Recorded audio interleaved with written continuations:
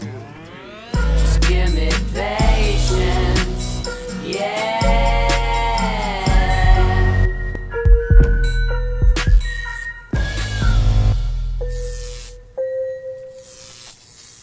What is up, Z family? It's your boy, Dr. Zubin Damania, aka ZDoggMD, and I am joined today by the Mac Daddy himself, Tim Boon. He is a registered nurse. He is also the CEO of Good Shepherd Community Care in Newton, Massachusetts, just nearby Boston.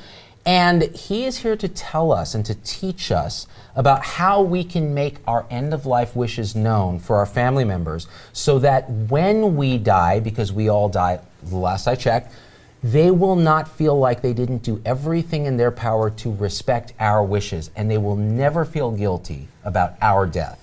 Tim Boon, thank you for being here. It's a pleasure to be here. I notice you're drinking something delicious and nutritious Oh, right it's over there. alkaline water. I find that it purifies my system and keeps me from getting cancer. It's amazing all-in-one cure that Yes. was taken from our show yesterday, where we basically took a crap on alkaline water. Right.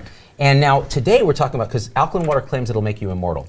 There is no Right. immortality, as No, you know. there is not. And your passion and your life's work has been kind of shepherding people, no pun intended, I mean, because, hello, shepherding people through the end of their lives. You guys do hospice and palliative care, and one of your passions is making sure that our patients have made their wishes known to their surrogate decision maker.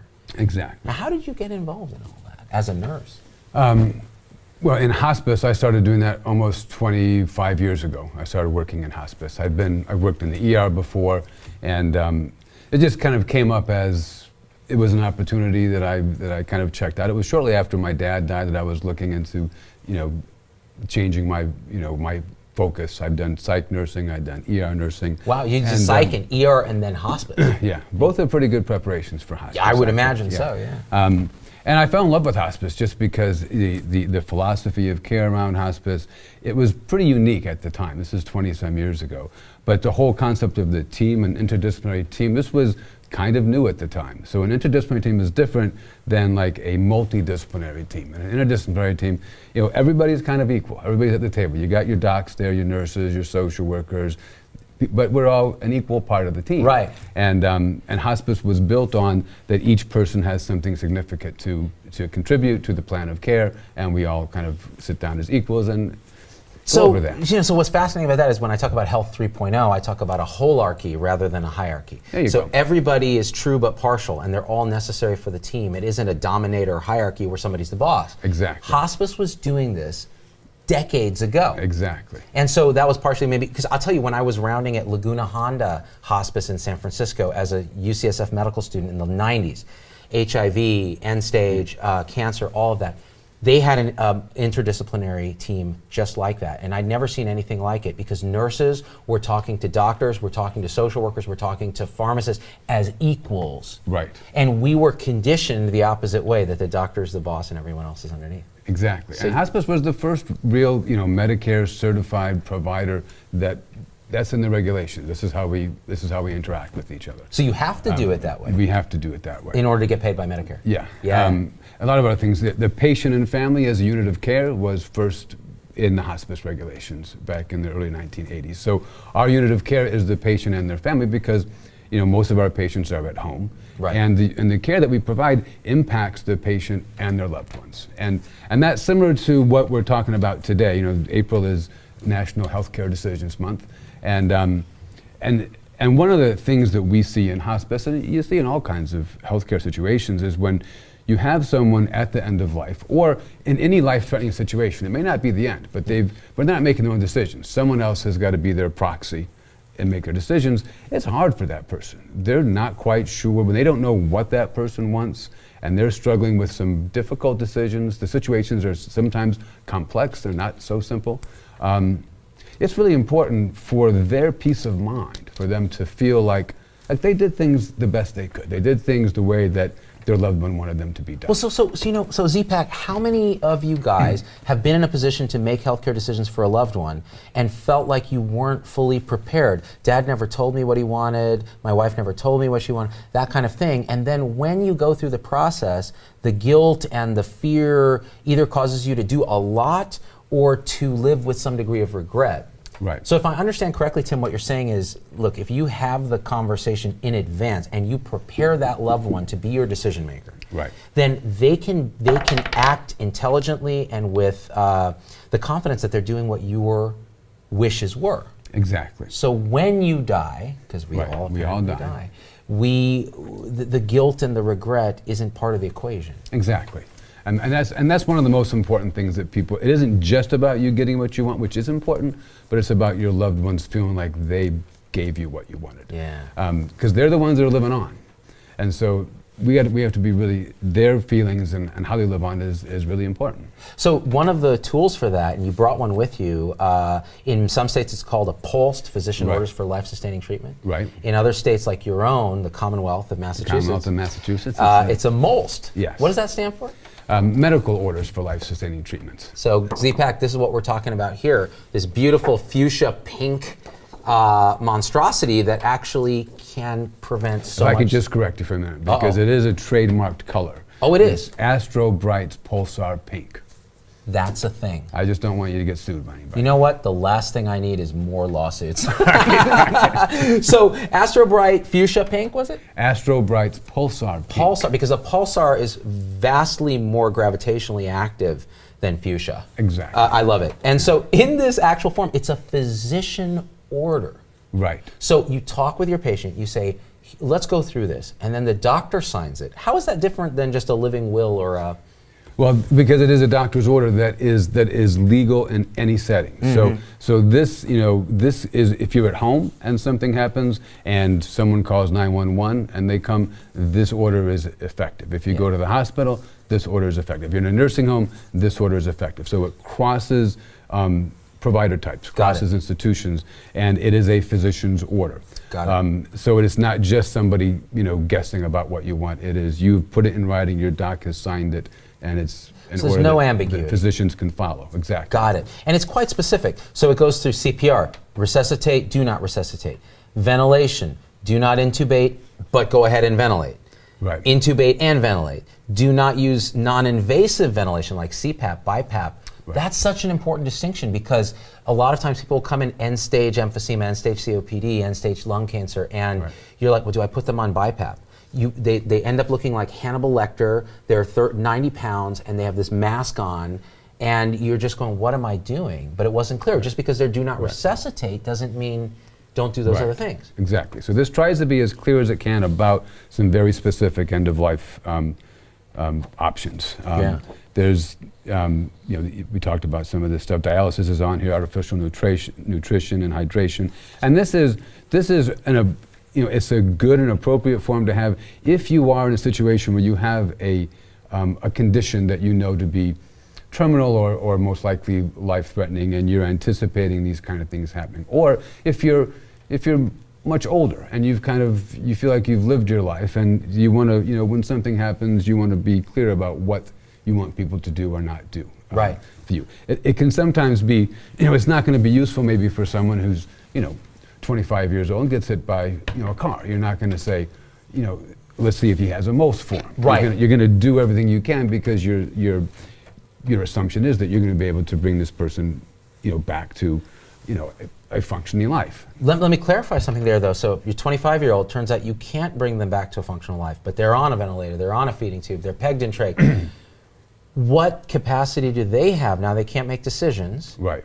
What should they have done to kind of prevent So that's that? the tough part. So then they should have named, in Massachusetts it's a healthcare proxy. Right. In other states it's a healthcare representative or, Surrogate, whatever. But you have to have someone who can make those decisions for you and who knows you. Yeah. And who knows what you want. Yeah. So, choosing that person, and that becomes a legal document too, where you've chosen that's the person who will make decisions for you when you are unable to. Medical power of attorney. Sort of Medical thing. power of attorney, and having conversations with that person that helps equip them to make those decisions. If you name somebody and you haven't had good conversations, you've put them in a pretty tough spot. What's the problem with naming someone you love deeply and who loves you deeply as your surrogate decision maker? That's what people usually do, because they figure that's the person that knows you best. But the problem with that is then that person has all kinds of the guilt feelings we talked about. They're going to they're gonna be really worried. Did I do this right? Did I do what this person wanted? And they might be approaching the situation more emotionally than you would be approaching the situation, because they're not you, but they love you. So then they might make a decision that isn't necessarily what you might have wished or what you communicated to them. Right. They might override it and go, I want this person with me. Exactly. Exactly. Making decisions for them. Well, Right. so, and I want to clarify to the Z-Pack. So the reason Tim's on the show, I met Tim because he had me come out and speak for Good Shepherd Community Care at a fundraiser they were doing in Waltham, Massachusetts. And I got to interact with his team, with his group at Good Shepherd. I got to interact with local people who were passionate about this issue of hospice and palliative care and end of life. And I fell in love with these guys. Like, they are doing it in an advanced, humane, really collaborative way. Everything that kind of we try to talk about in Health 3.0. And so Tim was like, I'm coming through Vegas. And I'm like, you need to be on the show and talk about how we can prevent people from being in a situation where their loved ones are suffering with regret and guilt and all the things you just talked about. Exactly. Now, in the process of that, was there anything on the Good Shepherd side, stuff that you do that you want to tell these guys about before we launch into something really interesting that is unique to this guy right here? Oh, well, Good Shepherd is a wonderful organization. It's a not-for-profit, community-based organization that's devoted entirely to providing good end-of-life and palliative care. We've been doing that for 40 years now. It's our 40th anniversary. So I just like people to know that we're out there and we're doing it the way that we think is right, and we're fully committed to that. When I was there, you know, and I speak for a lot of organizations, I got the feels from you guys. Like, you get the feeling that you're doing work that is transcending the standard of care. You really care deeply, and you're doing your best with limited resources in a very challenging economic environment to take care of people during the most expensive, what can be the most expensive time. It can be, exactly. It can be if you do it Yes. wrong, in Right. particular. Exactly. And one of the things that came up so you introduced me for the show, and before you introduced me, you went up there and you told a story. And then you read a little rhyme that you wrote because you had to outdo me. Well, I was challenged, so you know, we have this. No, wait, stop. Tom Heineber is challenged. That's You know what? Tim said not to pick a loved one, so I'm not picking you. I really didn't say not to pick a loved one. People usually do pick loved ones.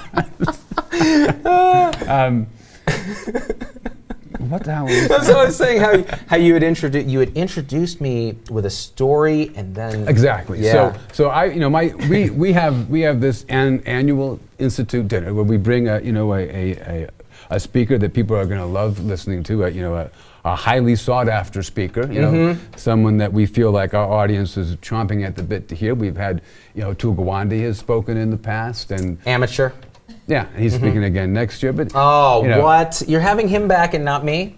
Oh, I'll have you back if you want to come back. We can't have you kept 2 years in a row. But yeah, we'll have you back again. But anyway, usually, I don't have someone who's as talented and gifted as you. And so I was challenged, like, this guy's going to come on and do all these videos. And so, Jennifer, Jennifer Saxon, she said, "Oh, Tim, you should go up and do some kind of a rap." And I said, "No, I don't mind taking a risk of making a fool out of myself, but I'm not going to do it for certain." But I thought, I'll do something creative because we've got the Z-Dog coming up. So I decided to write out my advanced directives in a Dr. Seuss poetic verse.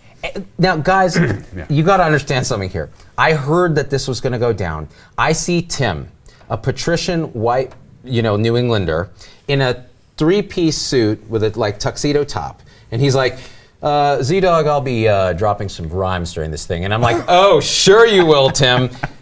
Then he does his thing. And I'm like, I'm just going to go home now because I've been outdone in a clever and amazing way. This is probably the most brilliant use of rhyme to talk about end-of-life planning, preparation, and the emotionality around it that I've ever seen. And it started with a story that you told. Well, it actually came to me because I've been doing hospice for 24 years. I'm always encouraging people to have these conversations. And I realized that I really hadn't prepared my loved ones very well. Because I've been in hospice for so long, I kind of, you think that things will happen to you that you see happening around you. So I thought, okay, when my time comes, I'll get something, I'll have time to be in control of things. Like my brother recently passed, and he had primary progressive MS, and it went, it was pretty rapid moving, but it wasn't so rapid that he didn't have time to go through these. And I felt, as horrible as that was for him, that experience, and for his family, at least the decision-making part, I was able to be helpful with. And it was smooth. He was able to see what his trajectory was and make decisions along the way. And because it was slower moving, than say an MI or something, he was able to do that.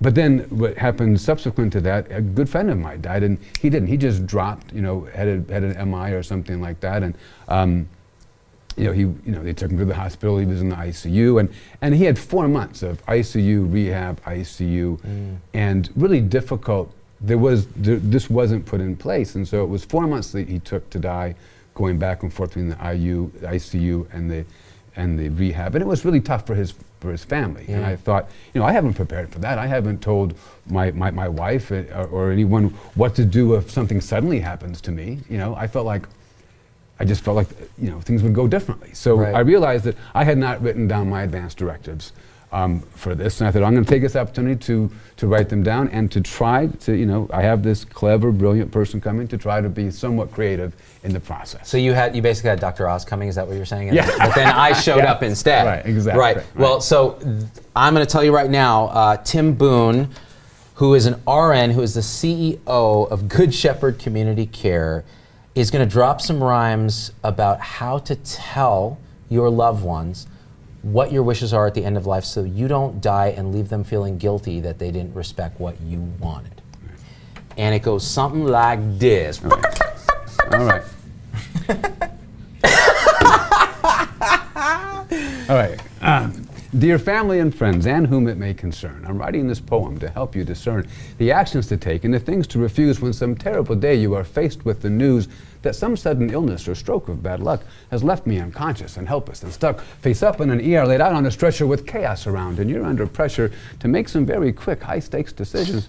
I want you to feel you at least have a vision of what you can do, so you'll know in your soul that you've done what you could with what's in your control. But what? There are so many things that could happen to me, from some normal disease to a strange tragedy. I could be shot, stabbed, or bombed by a crazed mass attacker.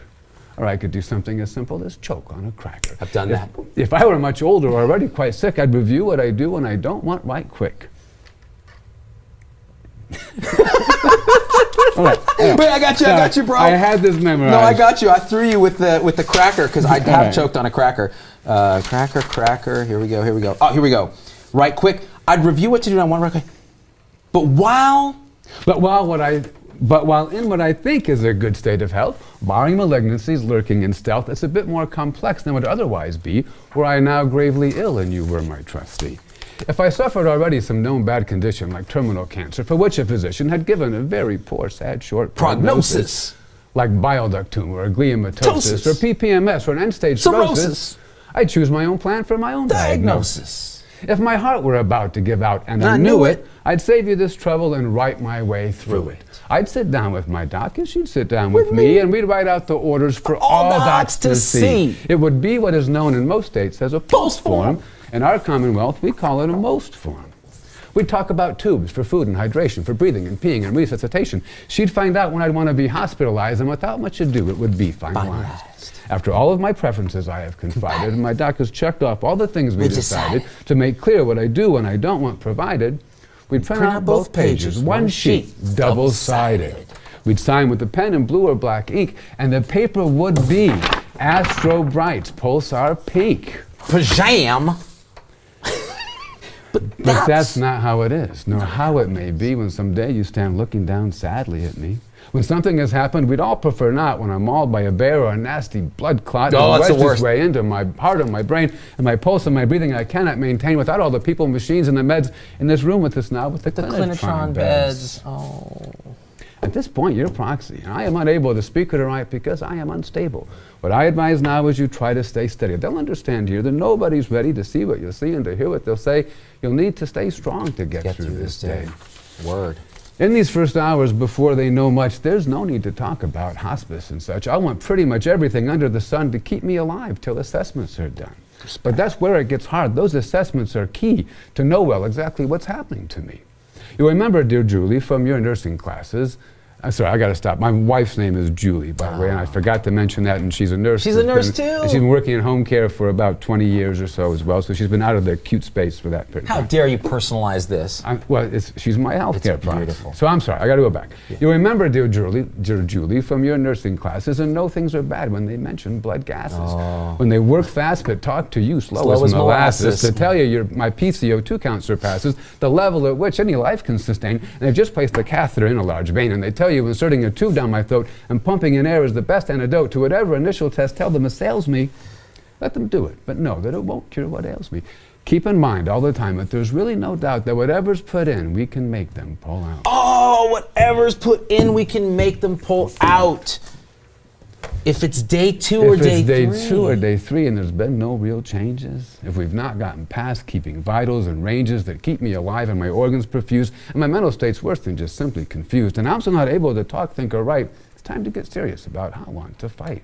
Now's when you'll need to deal with the odds and the chances and get all the intel on my circumstances. Make sure all the docs are real honest with you and they've given a total and thorough review to help make it clear what you think I would do. If there's a good chance I'll emerge from this coma with nothing so bad as a limp or a stoma, then tell them to go ahead with their bad selves and fritter on me like magical elves and poke me and prod me and turn me about and shove in more tubes from my tail to my snout. Hallelujah. But it must be a good chance. Don't take a long shot. To find out for sure, get a palliative consult. What? You want a clinician who's skilled in the art, who's taken the time to review my whole chart. You want him or her to be truthful with you, to share data and odds, and to talk the thing through. So review all the facts. Don't get too sentimental. Save that for the funeral. I won't be judgmental. If the life that I lived is now fully behind me, that's what I want in the end to define me. I don't want the memory of me recalled as an oblivious lump with devices installed, and I damn sure don't want all the money I've saved to be spent on my trip from this bed to that grave. I'd rather you have it, the kids and their spouses. If Bernie had one, it could help them buy houses. Because he did not, and they're going to need knowledge, you can set it aside to help them with college. But I guess I've digressed. That stuff's all in my will. Let's get back on the track and get you up this hill. If the odds don't look good, please don't grasp at faint straws. Tell my kids, friends, and mother, and my in-laws to gather, and just for a moment, take pause. Tell me you love me, give me a kiss. Have them turn off the things that buzz, roll, and hiss. Have the nurse give me meds to make sure I feel good, and pull the tubes out knowing it's understood that you were first rate. In a tough situation, you have only my love and my firm affirmation and my trust you've performed, as in past situations, in a way that's exceeded my best expectations. I'm going to use that exact poem and give it to my wife and go, these are my wishes. That is spot on. I'll even call her Julie, just to keep it legit. And I mean, How did Tim Boon, RN, rise through the ranks at Good Shepherd and still be better than ZDoggMD at his own okay, job? you can shut it up right now. He is so much better than you are. You know what? You're no longer, actually now you're my surrogate decision maker because I no longer love you, Tom Heineberg. We have an ambivalent relationship. We do. It's a love-love relationship. That's unbelievable. Well, thank you. And I think it was absolutely on point. And this is what we need to teach our patients as healthcare providers. Right. I guess that's one of my points too. Is that, a lot of us are in healthcare. I think it's the largest employer now in the country. Like 12% of us are in healthcare. Yeah. So we know a lot of this stuff. Like there's no physician. Physicians have a different mindset about what they want for themselves than what their patients get oftentimes. And there's no physician who's in his or her 80s or 90s that are going to want CPR, or they're going to want CPR for their mom or dad who's in their 90s. Yeah. They're not going to want that because they know what that looks like.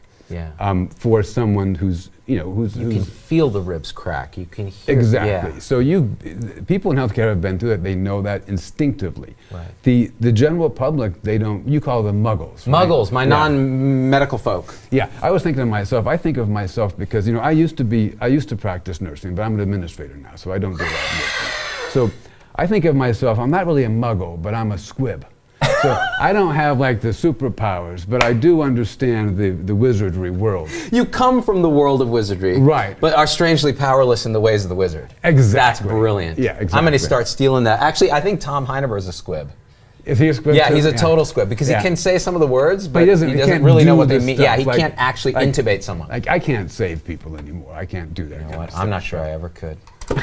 I was really good at end of life. That Were was you? when I was full-time hospital medicine, yeah. That was my favorite thing because I knew I could bring people together. I had the whole team. We'd sit there, we'd hold the hand, I'd spend time. And that was the most rewarding thing to me than even saving somebody's life. Yeah, Because it is very rewarding. Yeah, very rewarding. Yeah, it really is. So that was beautiful. And one thing I want to tell the Z-Pack is that, so Tim runs Good Shepherd Community Care.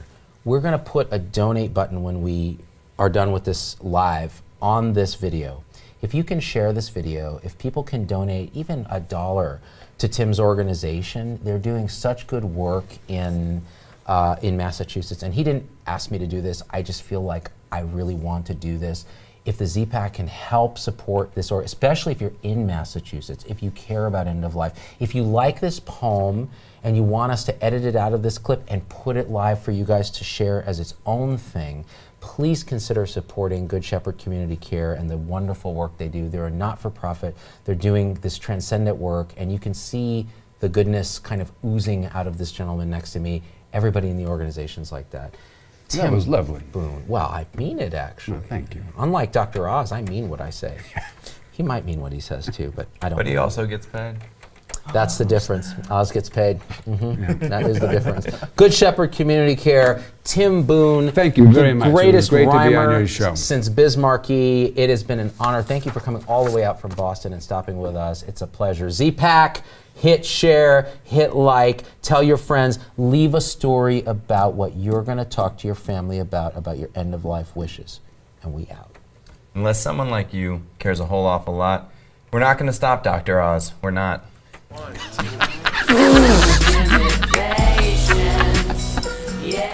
Only you can stop Dr. Oz.